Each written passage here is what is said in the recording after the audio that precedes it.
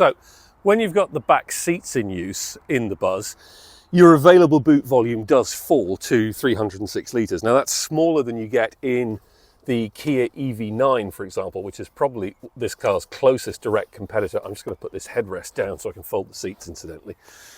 And actually at a similar price. They're both around mid 70,000 euros. Yes, I said 70. But it's still very useful, and in higher spec models you get this handy plinth or extra boot floor, if you like. Now that lifts up so you can get at your charging cables, and also there's some handy little storage devices like this useful little box which actually velcros apart and packs flat. That's very handy. You can take that out to get a completely flat boot floor with a low load lip, but you have to unscrew it, so it's a bit of a faff. Now when you do tumble the back seats like that, I had forgotten for a second there, you do get an absolutely enormous boot. Absolutely huge. 1,300 litres up to the luggage cover.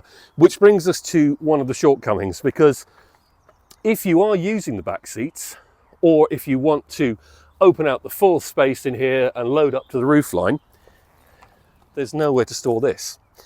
You can kind of wedge it at an angle into the small bit of the boot back here behind the third row seats, but it's just going to have to come out and stay at home otherwise, and that does make it very, very impractical.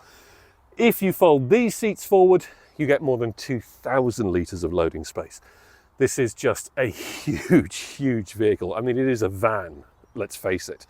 It is actually sold by Volkswagen commercial vehicles, not Volkswagen passenger cars, which should possibly have given you a hint. There are some handy touches as well. You get little fold-out hooks for your shopping, and there's a nice little 12-volt socket there. That's very useful. I mean, it's hard to think of a more practical car that you can buy these days. But the fact that there's no space to stash the luggage cover is a bit of an irritant.